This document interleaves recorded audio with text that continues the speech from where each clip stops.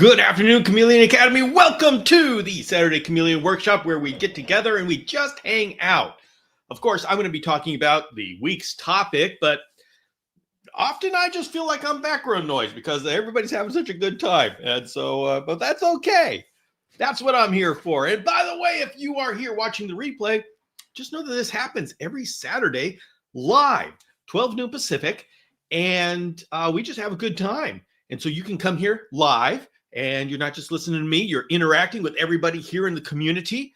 And as per usual, we have quite the Leander, you made it. Yeah. Poor Leander missed the live stream last week. And so we were all rooting for him. Very good to see you, Leander. And Joanne, wow, we've got the international group here. Flick, Northern Ireland, Joanne's Canada. Leander, remind me of where you are from.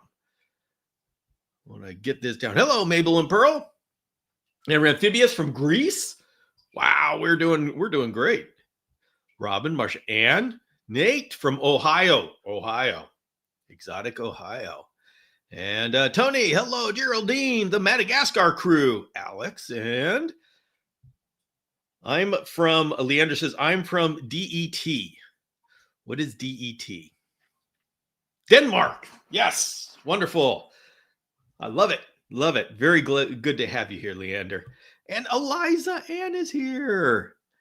Oh, this is, I love this. Eliza says, hello, Kemily. I got my second bioactive setup. This one's for my veiled. She immediately found the isopods. Yeah, we have noticed that these chameleons have learned isopods taste good. And so they go and they hunt for the isopods, and that is a whole lot of fun. And hello, Alex, Annette, and oh, hey, James Cross. What the heck? All right, we're okay, James. We're gonna we of course have a little bit to announce. I'll bring this up just so we can get to the first slide. Today we're going to be talking about how much should I feed my chameleon, and that is the weekly theme. As everybody knows, this weekly theme, it starts with Monday at the newsletter. And if you want the be part of the newsletter, it's a free newsletter. It comes to your inbox, talks about chameleon stuff and the Chameleon Academy. And that kicks off our week. On Wednesday at 5 a.m. Pacific, we have a video on the week's topic. And we end the week with this Saturday Chameleon Workshop, where essentially we take the topic and we actually talk about it live.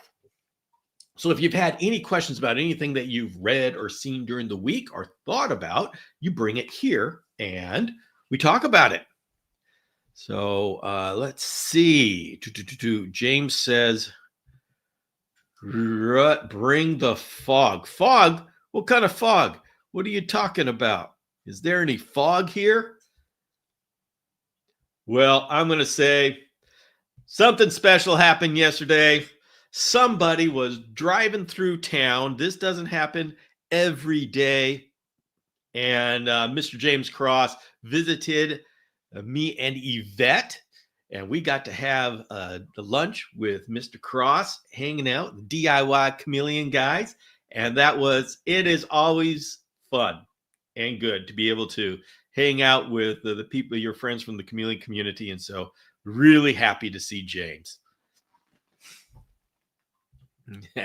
All three of you are wearing community shirts. I love that. That's right. I got my Illuminati shirt on. James has got DIY Chameleon guys. You can't see it, but he's wearing a Chameleon Academy hat. And Yvette's got the Dragon Strand shirt. We're merched out. Having a great time. So, all right. So now that we've got this, we do need to, I'm going to take this down just because, let's see, remove, because as you can see, I planned for this. Hello, Nancy. She's going to take us along while shopping. We'll go. We'll take it. All right, everybody. Since James Cross is here, you know what happens. James Cross is the Fog Father. And so, to celebrate the arrival of the Fog Father, we need to have the releasing of the fog. And everybody, let's do the countdown. 3, 2, 1. Oh, yeah. Oh. RO water fog smells fresh. I love it. I love it. And cage, all the surfaces covered with water. Just kind of turned the light on. I know it's noontime, but my lighting schedule is off, and so this is actually morning for them. And that's spearmint way up there. Let's see. Let's see if you can see. I'm going to see if I can get the camera to show you spearmint, because we love spearmint. All right, let's see. And there's my Neymar feeder run cup. Whoop, whoop, whoop, a little too much. There we go. There's spearmint. And he's saying, no, I'm not going to be doing this. I'm going to go back and hide behind my pothos. I don't know about this. He knows we're looking at him. So spearmint is a shamrock chameleon, Kaluma o'Shaughnessyi, and definitely a favorite of mine. And so there he goes with all of his fog. But he loves his fog because Kaluma o'Shaughnessyi are definitely lovers of moisture, kind of like Parsons. So there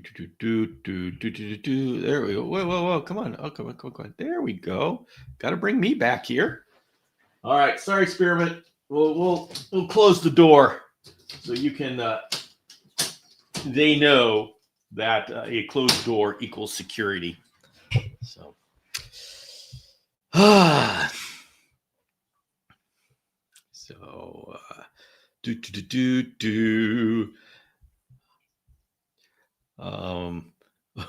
Nate's got an interesting question. We'll get to that question, Nate, real soon.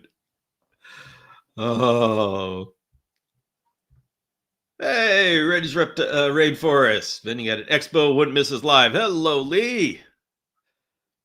And Nate says, that's some heavy fog. Did a rain shower happen too? That's very observant of you, Nate. Yes, something went wrong with my timer. And I came in to the misting system going off. It's not supposed to be going off. And so I don't know how long it was going off, but I came into some very soaked cages. Spearmint's not complaining one bit. But yeah, I don't know. You are absolutely correct with your observation that was a little bit more moisture than the fogger usually provides. So, does it smell like Madagascar? Oh, I cannot wait. That's 3 months. 3 months, and I'll be in Madagascar. So excited about that. And just a note, and we'll talk about this later at the end. If you are interested in doing a spontaneous trip to Madagascar, there's still time to get in and email me at bill@chameleonacademy.com and take this once-in-a-lifetime experience. It's an amazing experience. It's incredible. Ask anybody. Ask James Cross. James Cross was there. And let's see. Geraldine and Tony are going to be coming with me, and they're in the chat right now. Oh, He is so cute. Yes, we love Spearmint up there. He is. I love him very much. All right. Well, I'll just catch up with the chat, and then we'll start in with our presentation. Turn your fog lights on. Really like the name Shamrock Chameleon. Great name, common name. Several. I do too. Everybody, common names are, well, just that. There's nothing official about them, but boy, we ought to, if we have the freedom, we ought to make them beautiful names. And I love the name Shamrock for them. Oh, Robin's talking about feeding chameleons while I'm feeding chameleons. Perfect.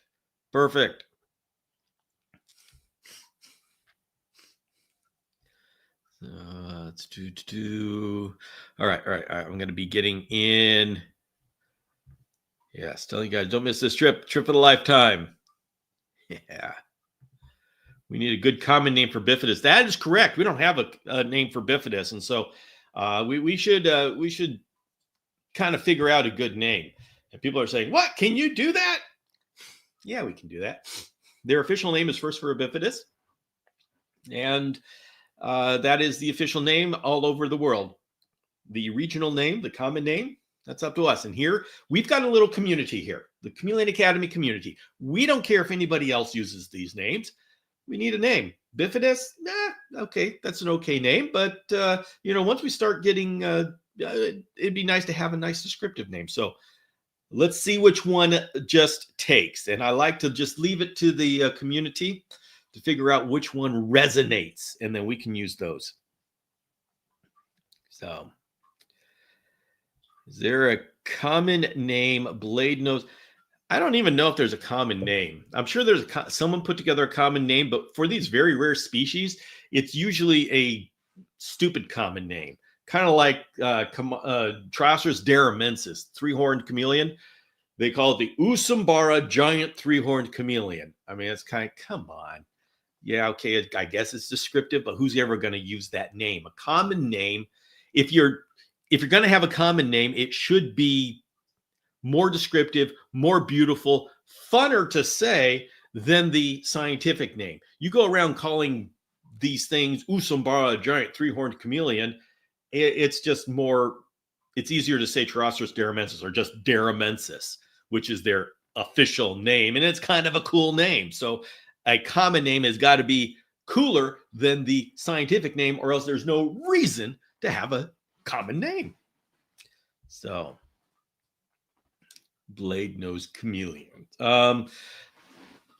Thing with blade nose chameleon is there's a whole lot of blade nose. The bifidus, the dual blade, is very common in chameleons, and so we've got a lot of blade nose, and a lot of people have used blade nose to refer to other ones. I like in Tanzania. There's so many of those blade nose chameleons. So tuning fork chameleon. All right, well, we'll just work on it. Weren't they referred to as polka dot chameleons? I've never heard that, but polka dot. I guess when the female is gravid. It's a double blade. All right, we'll work on it. We'll work on it. There's no time limit on it. We just toss things out until there's something that just sticks and the community says, yeah, that resonates, that vibes. We would love that. So we need a good one, not just one that works. We need a good one that we love. All right. So let's not rush this. Although it looks like tuning fork starts resonating. Oh, you know what? I would pick that name just so I could use that joke. All right, everybody. Let's talk about the topic of the week, which is about feeding chameleons. Now, the way this works is I'm going to do this presentation, but this isn't a tutorial. It's just a presentation. We're just going over some stuff. And when I'm just doing a presentation, I am always checking the chat. And so if you have any questions, just throw that in. Now, if the question doesn't have to do with feeding, I may wait for a good break to talk about the question. But if the question's about feeding, about what we're actually talking about, please, I want to hear it because your question will help everybody else. So, let's see.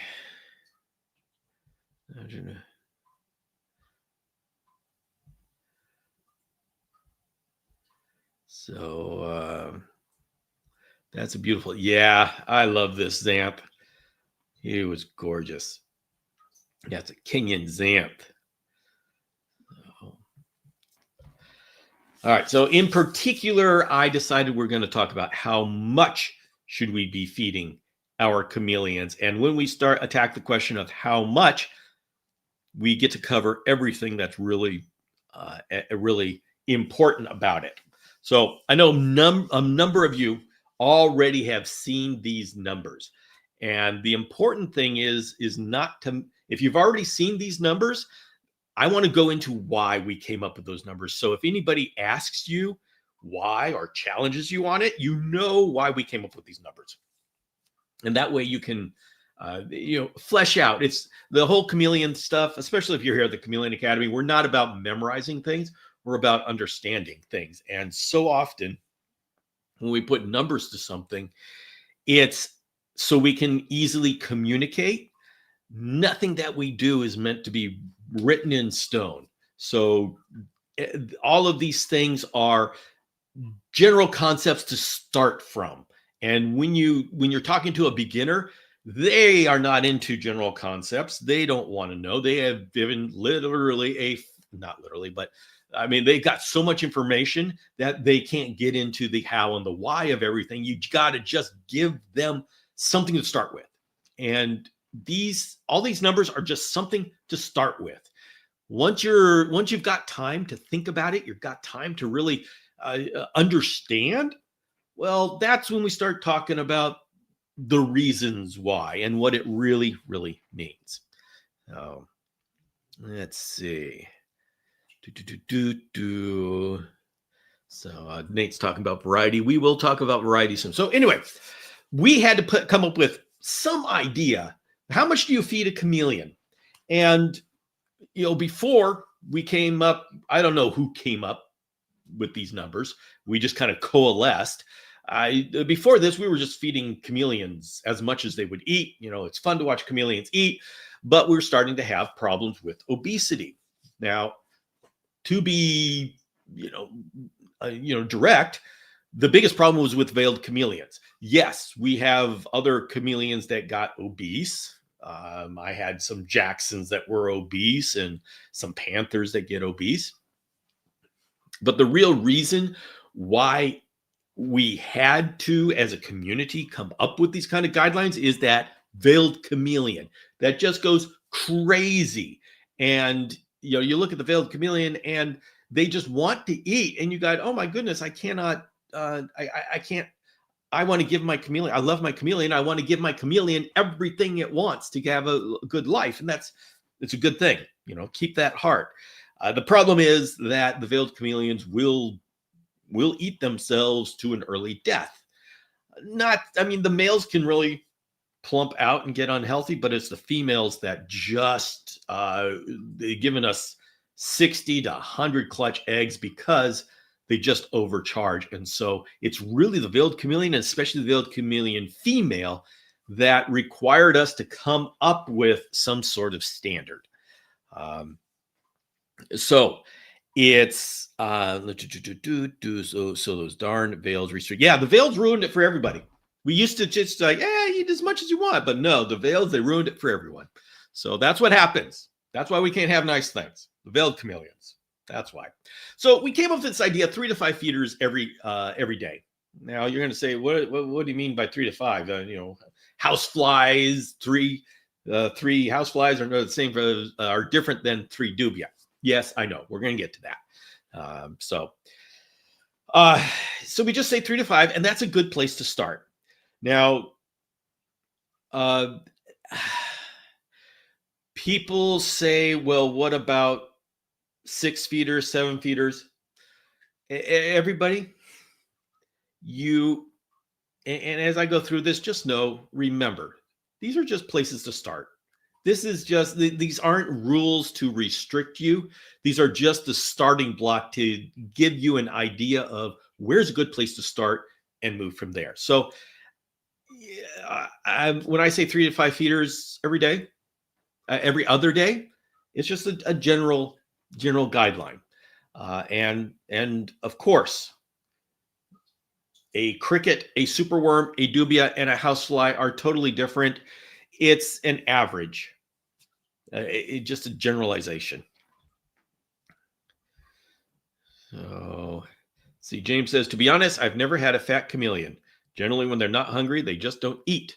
I try to offer food every day if they're not interested in the first couple of seconds. Okay, but James, what species are you talking about?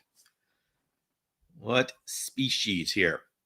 So if you are a keeper of Parsons chameleons, then you are going to have a much different feeding experience than if you have a veiled chameleon / panther chameleon.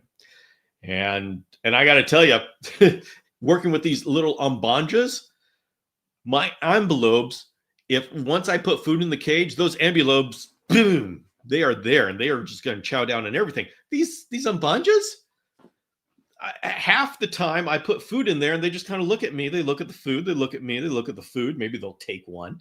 I was like, what the heck, guys? You're supposed to, you know what? I listened to the Chameleon Academy. Babies are supposed to be growing at breakneck speed. And I got these ambanjas that are just kind of looking at me going, food again? Come on, man. So every chameleon's different. Yeah, let's see. Is James coming in back on here? So anyway, these are just, once again, just general guidelines. Juveniles. This is what I do. I feed them as much as they want. This is where they're growing, and I want them to grow. I don't want to miss a growth spurt, because if you miss a growth spurt, you could end up with I guess you call them a stunted chameleon. I've had that happen. I've got a number of chameleons right now that were stunted because I kept them outside during winter. Now, they are tough as nails, and I mean, they are awesome. They're just not as big as they would have been if I kept them growing and warm. So I don't have enough experience in doing that to say whether, hey, maybe it's a good idea that they don't grow as big. If I trade growing big, and if I trade that for the going through winter and being hardened on the for the outside, is one better than the other? Can I have both?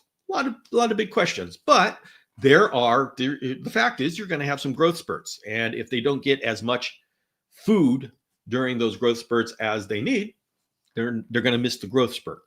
And like I said, if that happens, in my experience, I haven't noticed that a smaller adult size affects their health. I just haven't seen that. So, I don't want to say that I like mini chameleons, but I have a lot of experience with them, and they're kind of fun. I like them very much. But anyway, I'm not encouraging that. I want you to take charge, have as much of that growth spurt as possible. And so I give it to them every day. Now, here's Leander's question. Feeding quantity for baby chameleons, I have them have food all the time. Whereas, what's that different than juvenile? In juvenile, I give them a feeding every day. And then if they eat them all or it gets away or whatever, I'm okay. With babies, with fruit flies, I literally have fruit fly breeding facility inside of every one of my baby cages. I have a bowl which I populate with fruit, mashed up fruit, and I let the fruit flies literally breed in that fruit, and so there's always this cloud of fruit flies. And on the other side, I have my little mini Neymar's Feed or Run cup that I have appropriate size crickets that I feed, that I fill that up every day. And I will, on occasion, every afternoon or whenever I can, I put in a little cup of bean beetles in there. So it's like, oh my goodness, all of this food. That's what I do for babies. And I say baby is for about 3 months, unless it's unless it's one of those captive 10th generation ambulobes that just become like adults in 4 months. So in that case, okay, I pull back a little bit.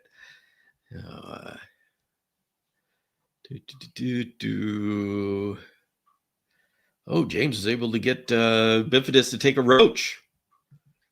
Very good. Hello, Waynabetes. Angela, very good to see you. She says, yep, veiled chameleons would eat themselves to death, and they would be happy doing it. Okay. Now, the other thing is gravid females. For that, I want to give them as much as they will eat. But here is the trick with gravid females. You want to make sure that you don't give them as much as they will eat before they mate, before they're starting to develop eggs. Because when you do that, you start messing around with how many eggs they're going to produce, how many eggs are going to fertilize and produce. And so I make sure that they are, I give them 3 to 5, maybe even go down to 3 before they mate. So because I mean, this may sound different than what you hear elsewhere, but I like to reduce the amount of eggs that I get from my females. I don't want 30 to 40. I don't want to increase the egg production of my females, because the more eggs, the harder it is on the female's body, and the more miserable my time at the end is to take care of these babies. And of course, I keep my babies individually. And so every time there is more babies, that's a whole lot more work. People who bin raise, they don't care. They want as much as they can. So the ones that survive at the end, there's as many as possible survive at the end. Yeah, it's a lot different when you really care about the enrichment of your baby chameleons. And so don't overfeed them before they mate. Wait until they've mated. Wait until they're showing gravid colors like this female bifidus. Thank you. Congratulations to the world. Yes, everybody, if you haven't heard, that is a gravid female bifidus, and we have 2 gravid female bifidi in our community here. And so it is possible that in the year 2027, we may be able to offer unrelated F1 versiper bifidus. Shall we try tuning fork chameleons? We'll try out that name. So, let's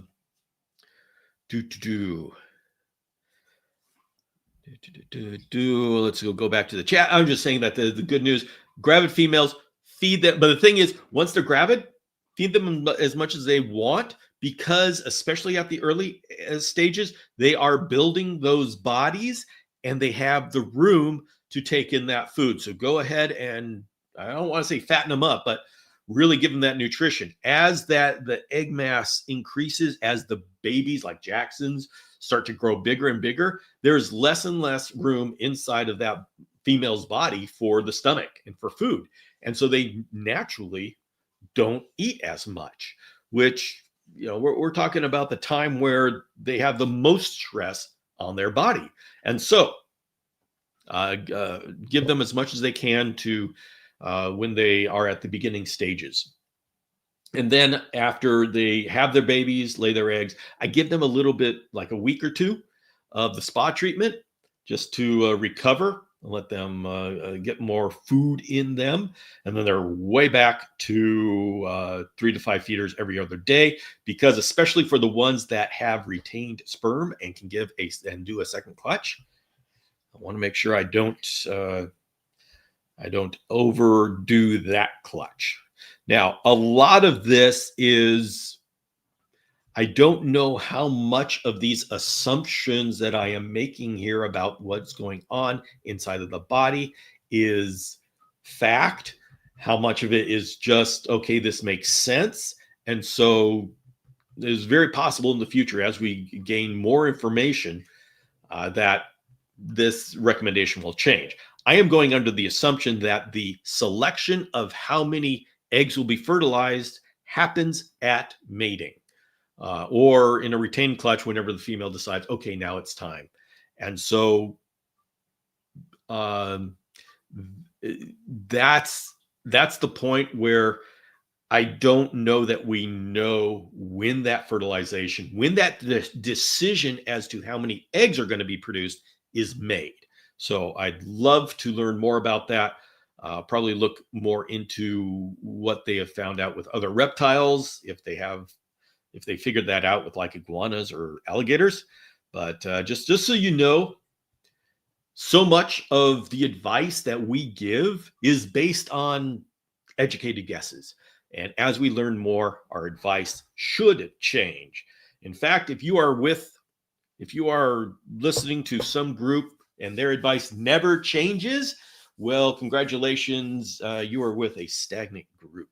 So we all have to get used to the idea of saying, hey, not that I was wrong, but now I know more, and so I can improve what I say and my advice. Okay. Yeah, Nate says, haven't mastered the hatch of flies. Yeah, the thing with flies, you just get some of those spikes, and all of a sudden you have this huge explosion of flies. Just going to check the chat here. Okay, Robin says, was shocked yesterday when I saw how many eggs are in one of our little Christophers. Just 20 to 30 in there. Oh, Robin, you are going to have some fun. So, Oh, give me a second, everybody. Let me check something.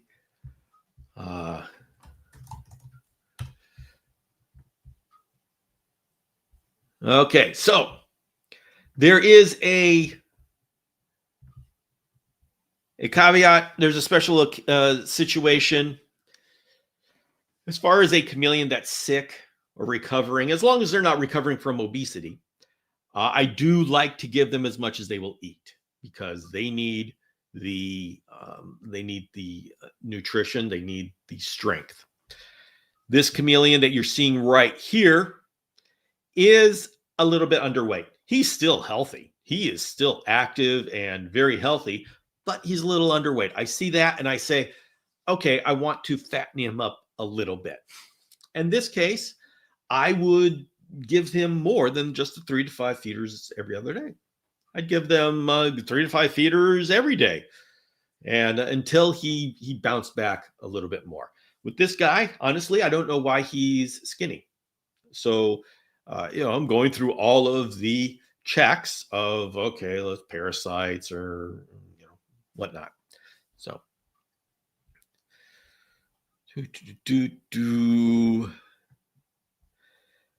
So the question is going to be, how big is enough? What do you mean when I say 3 to 5 feeders? What does that mean?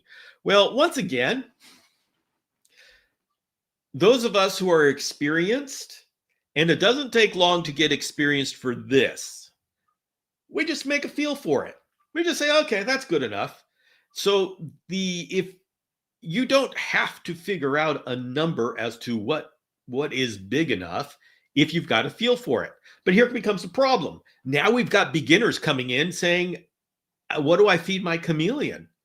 And so we've got to come up with some sort of number, some sort of measuring system that gives a beginner something that they can go off of. And it's like we can't wave our hands and saying, about this big and such. And so, obviously we've come up with this thing, the distance between a chameleon's eyes. Completely arbitrary. But what it does, and I mean, a cricket that big, that's a pretty big cricket. A superworm, that's a pretty small superworm. So, none of this is set in stone. But the important thing is, and I think the reason why I don't challenge this and I accept this, I don't know who came up with this. The reason why I accept this is because it's a decent indication of what's safe for a chameleon to eat. Chameleons will eat things that are obnoxiously big that they shouldn't be able to fit into their mouth, but they do. I mean, when you got a chameleon that takes down a hummingbird or a sparrow, you're going, what the heck? What's up with you? How do you get that in your mouth, much less your stomach? I don't know, but they do. So and that's right. For those who have seen the video, whenever somebody comes up to me and asks me if they can house chameleons and geckos together, I say, yeah, if you want a fat chameleon, they will figure out how to get them down. The thing is, and the reason why we don't feed chameleons stuff as big as they can eat is because food fights back. And we don't want our chameleon to be bitten. And so what's important is that the chameleon can zap something, bring it back, and chomp, and that should be the killing blow. If the chameleon brings it back and chomps and it doesn't kill, well, then you have the danger of whatever it is biting the inside of the chameleon's mouth, or with the superworm, if the chameleon zaps the tail instead of the head, the head can come around and start biting at the eye. So we want, even though the chameleon can take huge stuff, we want to give it something that it can easily dispatch with that immediate chomp. And that keeps our chameleons safe. So that's why I don't have any reason to just say we've got to come up with a better measurement system. I think this works. And until there's a better reason, we're going to go with this. And I'm going to go with this until there's a reason to look for something different. And so, yeah, we do have to be, it is safest. We only have one chameleon. And, James was there in Madagascar when we saw that poor female Parsons chameleon was missing an eye and all this kind of stuff. Probably wasn't a superworm because she doesn't eat superworms, but could very easily be a bird or something like that. But it's something like a locust. I mean, you got the Madagascar hissing roaches. You've got those spines over the legs. That's something that those are big enough relative to the chameleon's mouth that the chameleon could, even though the chameleon chomps and kills the insect, those spikes are big enough that they can jam into the chameleon's mouth, possibly an infection. Now, do they take those things down in the wild? Absolutely. Do they die in the wild? Well, they do that too, but most of the time it works. Most of the time they eat. I mean, I've had chameleons that will eat things that I just go, oh my gosh, don't do that. There's spikes. There's all those kind of things. And they say, yeah, whatever. But things do happen. So just be careful about what you feed your chameleon. Don't push it. Don't say, yeah, he can handle this. He's big and bad. Nah, be safe. Be safe. That's what I say. So I'm going to go back to the chat here. And see. Tony says, "Oh, still hoping you change your mind, James, with the Madagascar." Oh, we would love James come. Big Blue, yes, this is Blue, my Parsons chameleon, my yellow Parsons chameleon. I love Blue.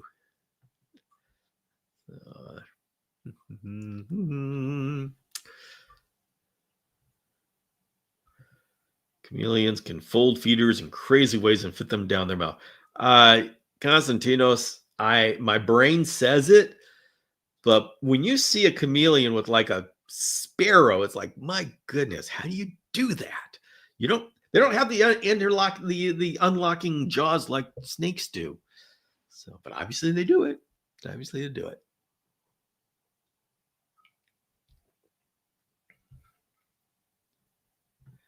As it says, I take the legs off my hoppers before I feed them. Yep. Even though chameleons can take them down, why risk it? Yeah, James says I take the back legs off too. Yeah, guys, let's spoil our chameleons. They are not in the wild, and there is a lot of compromises that come with that. Well, there's got to be a lot of benefits too, and one of the benefits is that we are going to make sure that every food they have, all the food they have, is nutritious and safe. So there's no reason for them to have to go for the biggest thing because we're going to feed them as much as they need. So yeah, let's make sure that all of the benefits are more than offset. Let's make sure that all of the compromises are more than offset by the benefits. Oh. Angela says, Bill, I got bean beetles just to see what they look like and do. Well, now I got a lot and nothing. Yes. Once you get bean beetles going, you get a lot of them. I love it. Let's see, all of my chameleons are always hungry, insatiable appetite. Jacksons, especially female Jacksons, are food motivated. Very few food motivated. Been hit in the face by a few adult locusts over the years, stung for a couple of days. Yeah, those are big things. Yeah. And yeah, and those back legs those will rip you up. So yeah, I make sure none of my chameleons have to deal with that.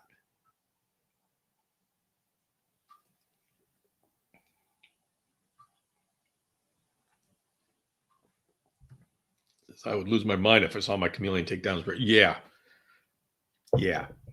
So, but the ones that I've seen take down sparrows are either Parsons chameleons, Ustaleti, or veiled chameleons. Now, you'd say, wait a minute, those are two huge chameleons, and the veiled chameleon really isn't that huge. Yeah, but veiled chameleons have a huge attitude. So that's why they're in that group with Ustaleti and Parsons. I'm sure Mellard do it too. Uh-oh, Nate wants help. Oh, okay. Everybody tell your favorite method for cutting the grasshopper. Oh, Nate. Well, I'll say Nate. I'll let everybody else explain. But if you with the grasshoppers, if you squeeze the foreleg, they actually drop their kicking leg. So you can, it takes a little bit of skill, but they will drop their leg if you squeeze it just right. It's a defensive maneuver, like the lizards releasing their tail. That's true.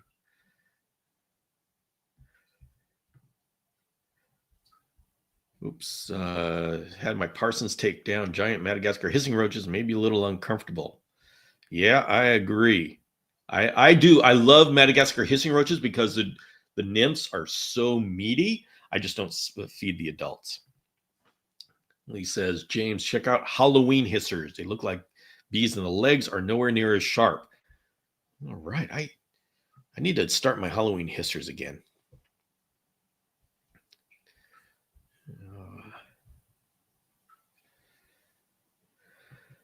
Oh, let's talk nutrition and enrichment.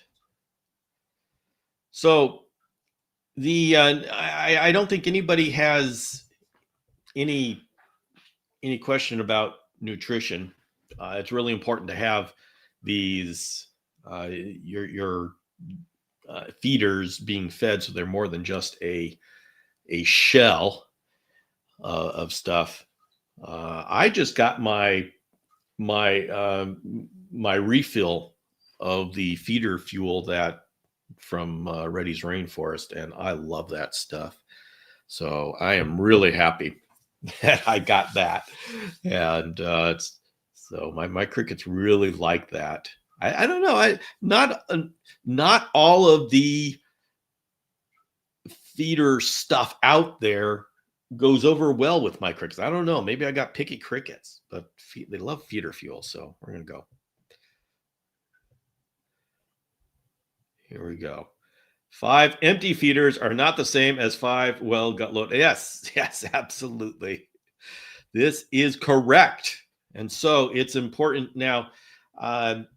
If any beginner is watching this, and I hope you are,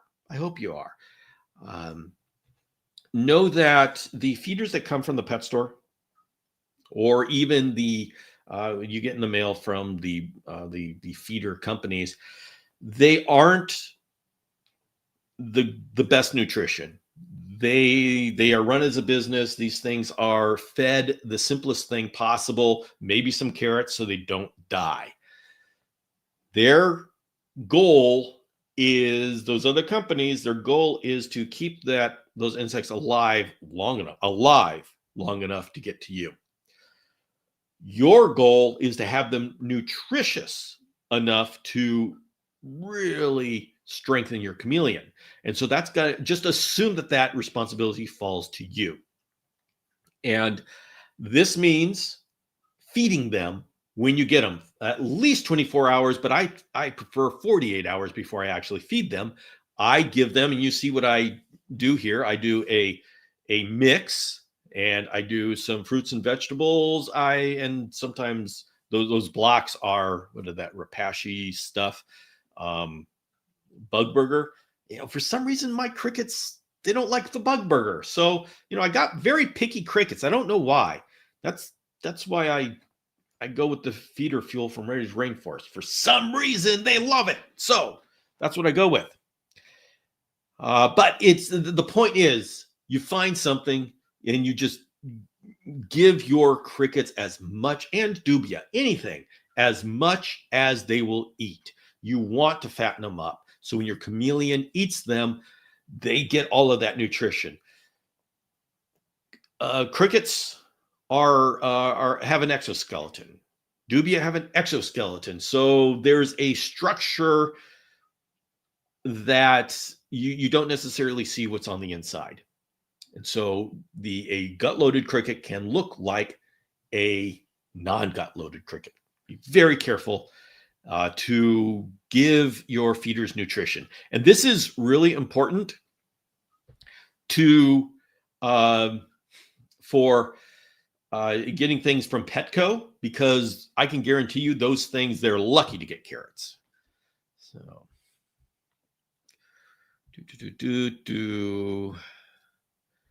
I'll go back to the chat here. Thought they were eating a lot more because of their size. We'll probably talk about Parsons or something.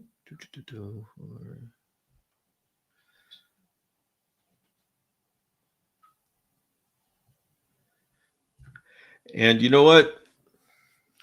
She says Parsons eats anywhere from 2 to 5 dubia a day. That's good.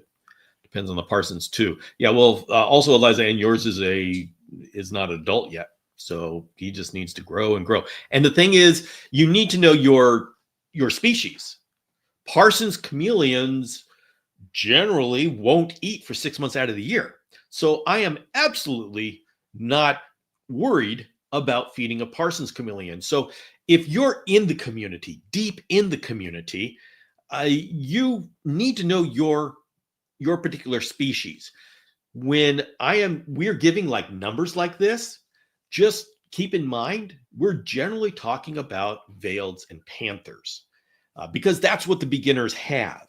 And so that's what we've got to skew things towards. I mean, obviously, I cover all chameleons. And so knowing the differences between the species is important for me. But if you see general information, just say, okay, this is probably geared towards veileds and panthers.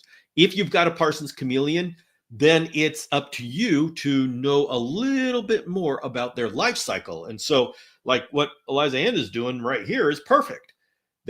She's got a subadult, and Parsons chameleons will spend up to 6 months out of the year not eating. So, yeah, I have no problem fattening up my Parsons chameleon. That they do not have the problems that veiled chameleons do.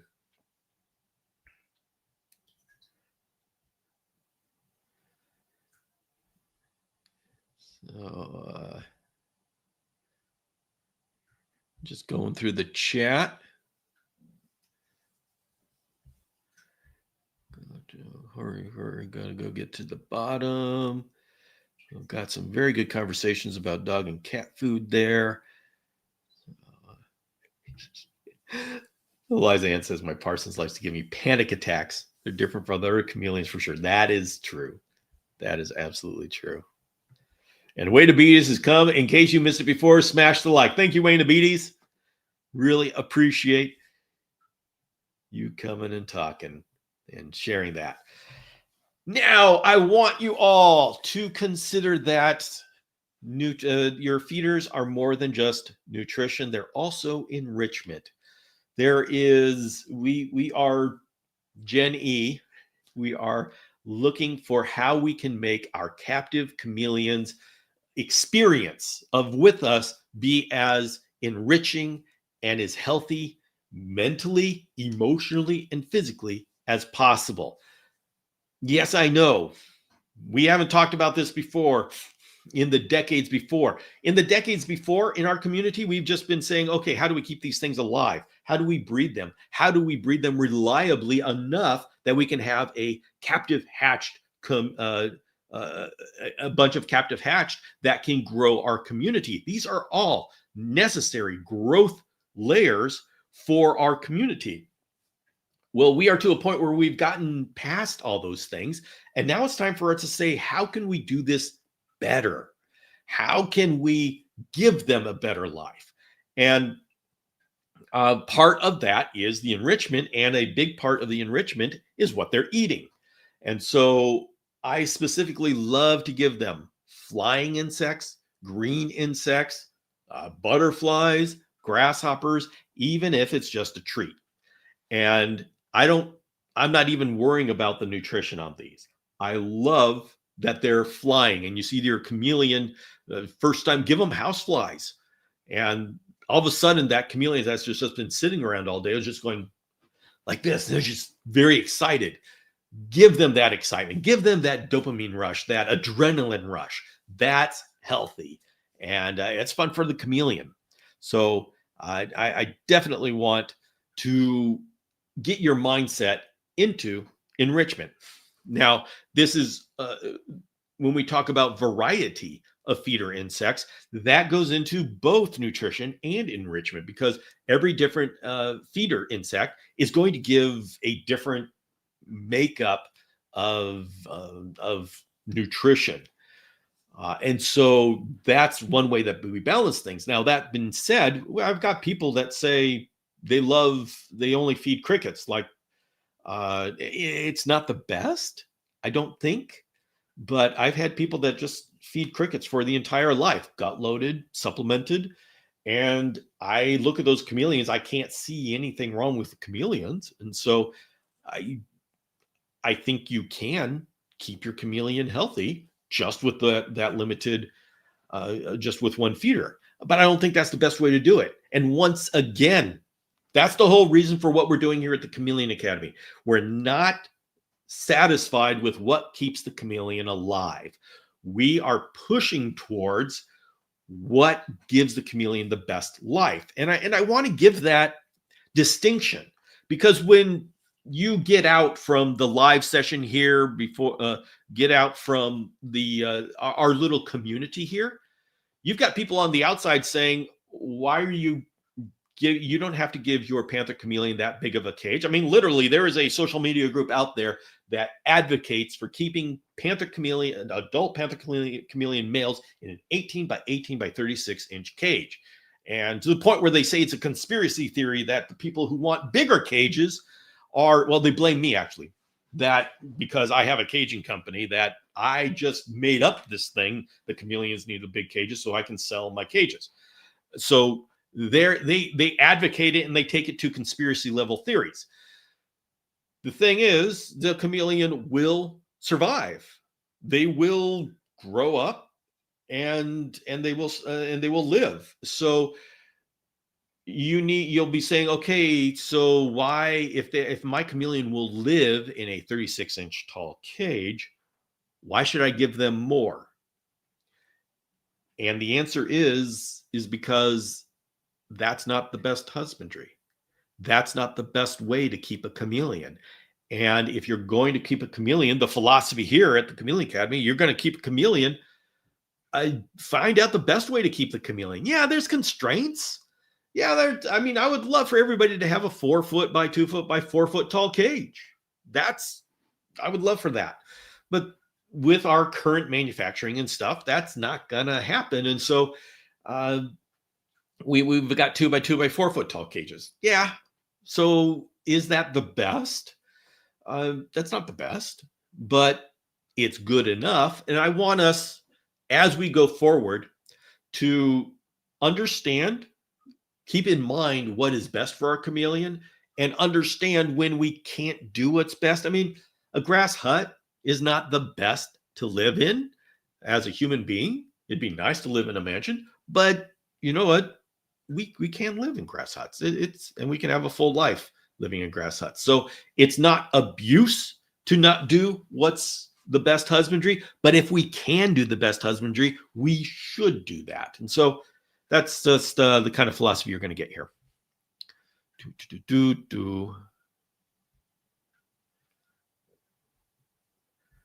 All right, going through I'm way behind in the chat here.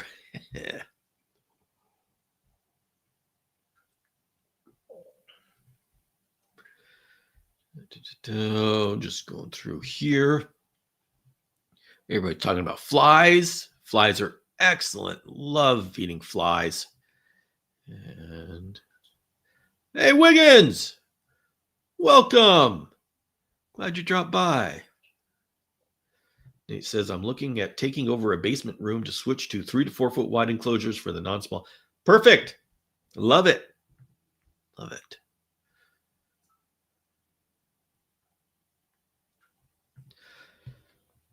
Let's see. In theory, if I built my own, would a 4x2x4 be the same as, say, a 2x4x4? So what we are, if we talk about cage dimensions,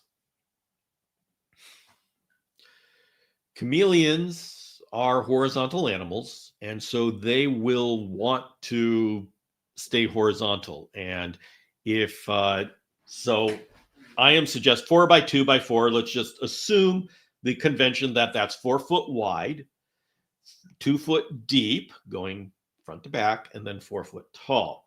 Now, Wayne Beatties, you're saying, would that be the same as, say, a 2 foot wide, 4 foot deep, 4 foot tall? To the chameleon, probably.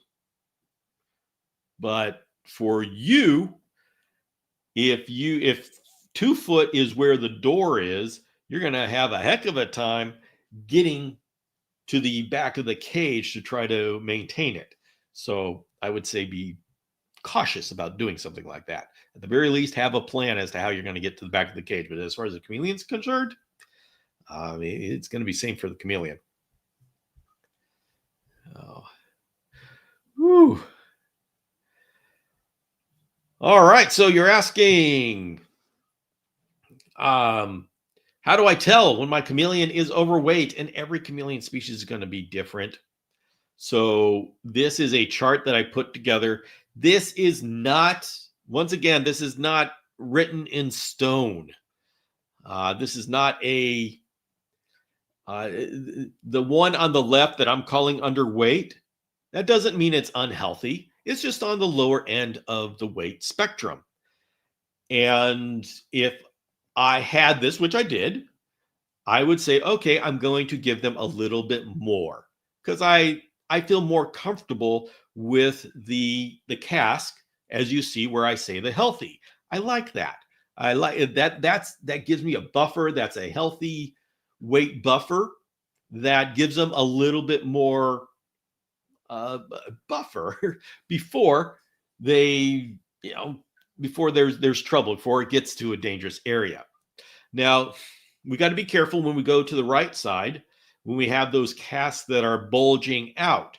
Now, once again, I'm not going to say that this is, quotes, unhealthy.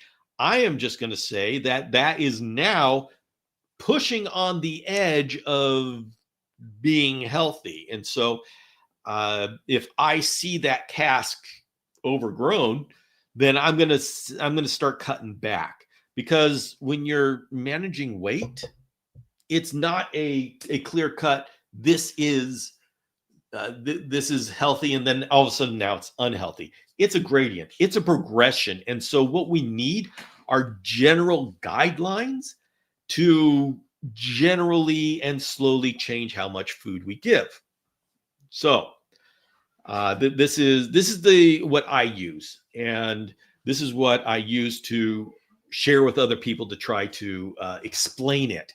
It's the same thing with veiled chameleons, but their cask is up, so it fleshes out. And you know what? With the shamrock chameleons, same thing. So this is similar with a lot of different species of chameleons. So you just got to know where your species of chameleon sits. So I think that's my, is that my,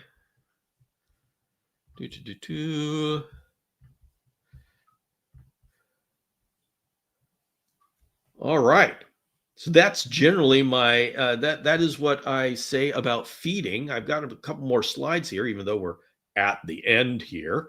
And one thing I do want to say, and everybody, you can put down questions about feeding. Go ahead, put down questions about feeding if you have them. So One thing I want to say, we talked about Madagascar. There is still time to join our group in January. I have some slots that I would love to fill. I've had some people that had to drop out because of some serious conditions, and so there are some slots open. That's you are not at the end. You still owe us 15 minutes from Tuesday. That was 5 minutes. Apparently, there's interest on that.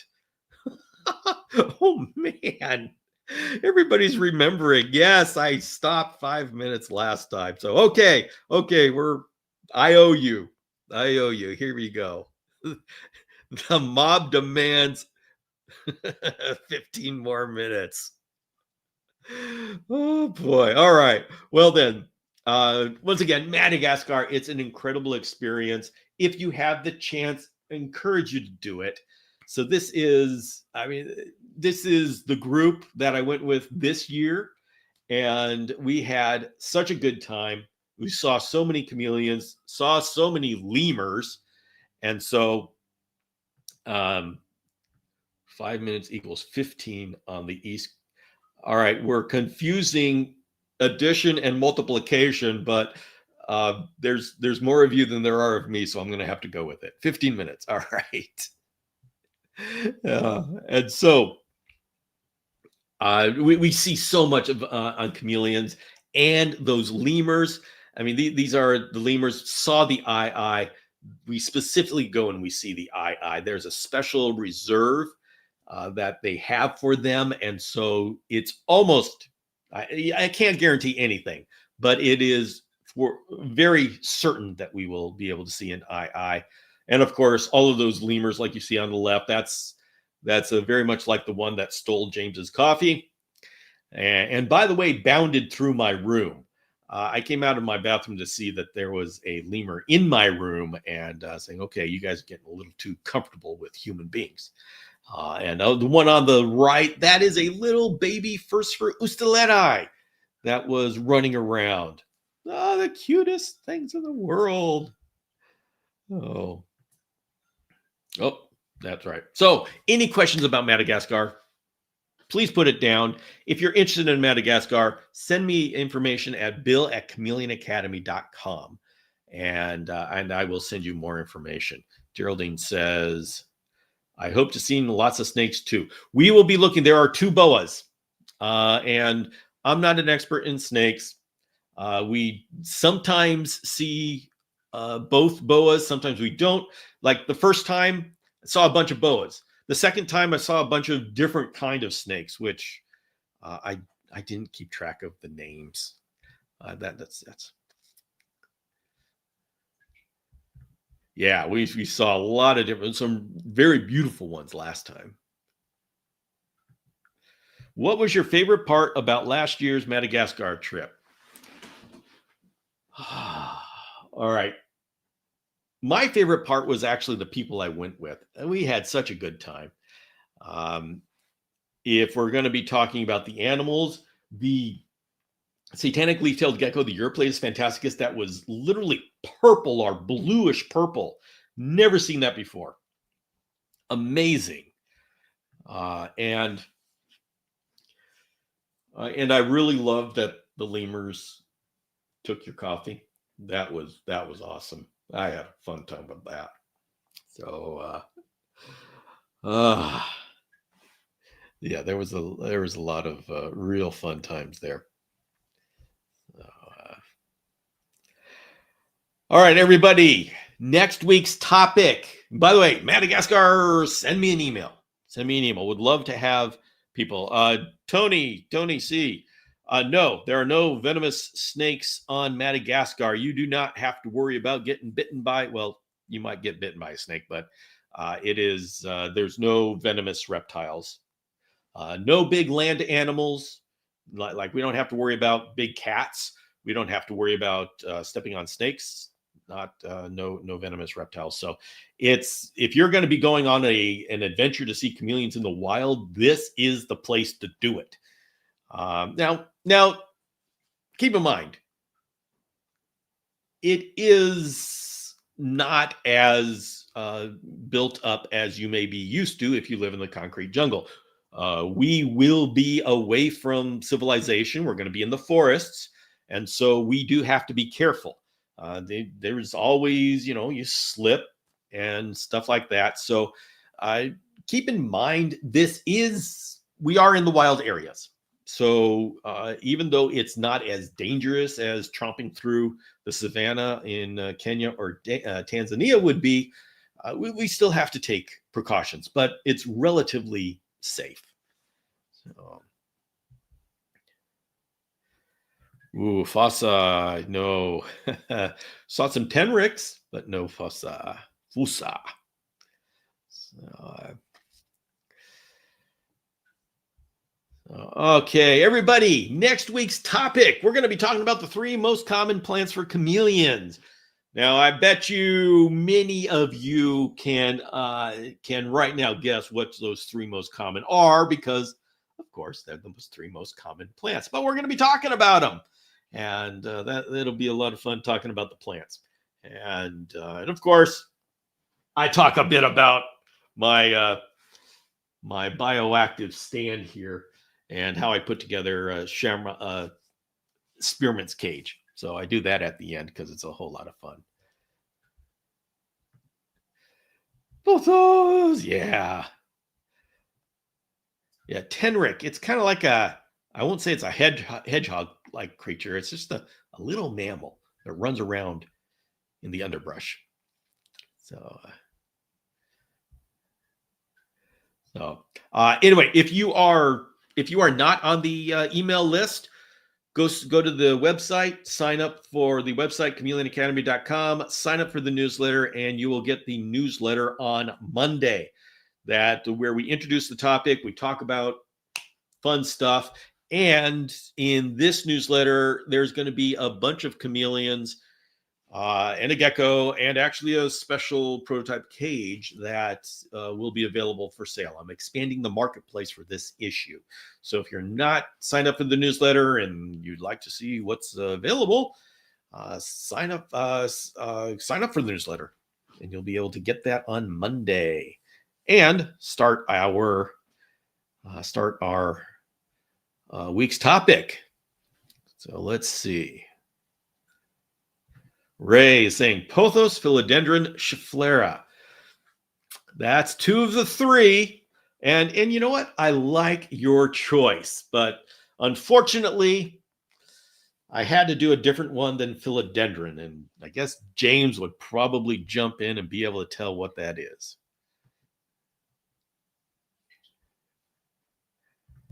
Constantino says, consider Rhaphidophora tetrasperma is one of the most useful plants in the chameleon terrariums. It's more useful than postal.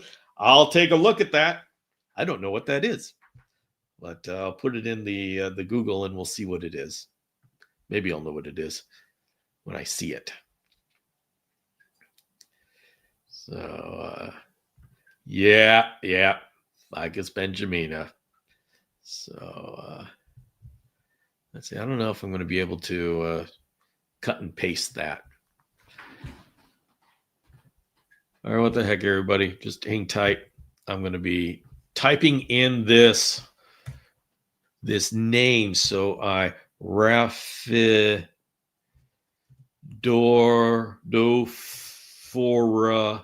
tetrasperma. There he is. I will take a look at that one, and maybe I'll get one and try it out. So now, everybody, when you say one thing that makes the most common plants and the most useful plants is also availability and hardiness. So I will take a look at this tetraspora type thing. I always like to try new plants. So what the heck? All right, everybody. Oh, what? Oh, hello, Renee. So, yeah, what the heck? Why I got to put up with this? All right. Yes, everybody. I have I use ficus, but I don't like ficus that much, even though I use it and everybody uses it. So when I say the most common, I'm not talking about my favorite ones. I will make another video of my favorite plants to use with chameleons. And then maybe I'll do a third video where I'll have everybody tell me what their favorite plants are. And I'll include this one that Constantinos and Nate like. And that'll give us the ability, everybody in the community, the ability to try new plants. So what do you think? A 3-part plant series? Think that would work? I might try it. So, all right, everybody.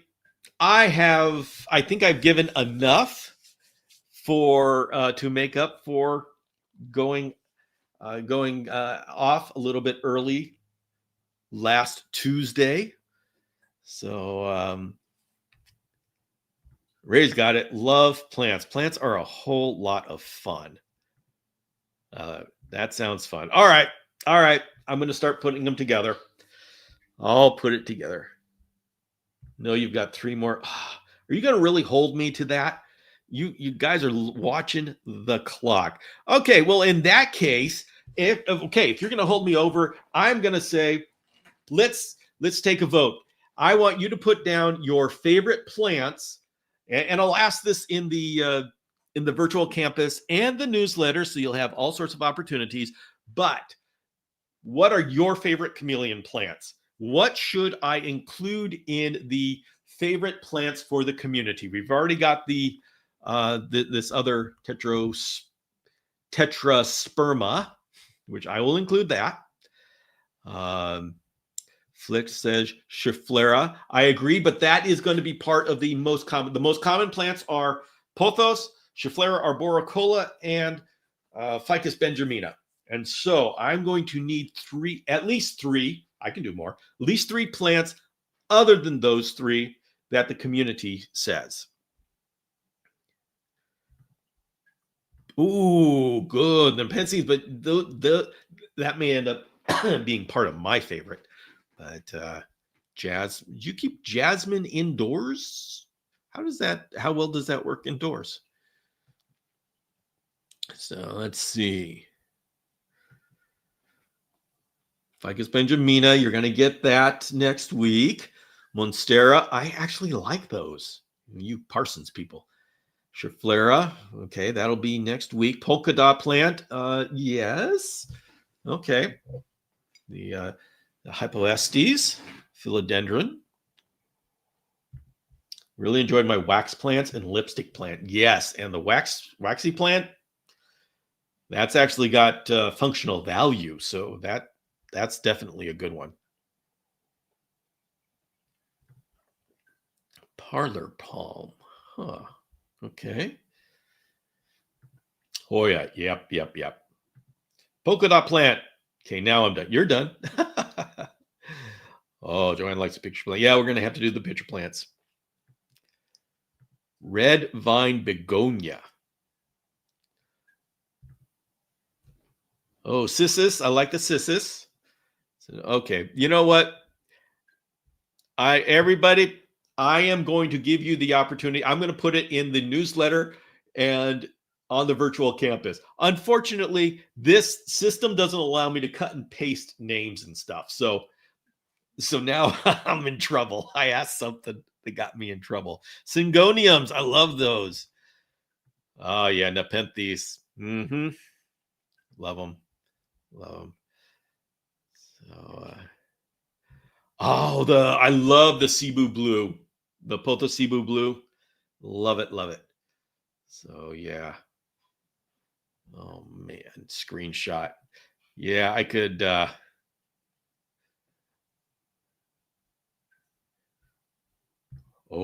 lipstick plant, great. Love the black pagoda, and of course you've noticed the one that Spearmint has a black pagoda lipstick plant. So kind of fun with goldfish plants too. Renee, you are going to get it on Monday. We're going to have a post, and you can fill it in on Monday because that's when I start the topic of for this week. So keep it all for Monday.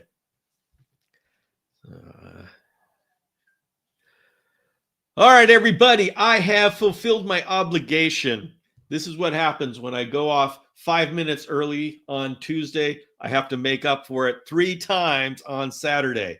So now we've kind of set a precedent. Now I know what the score is.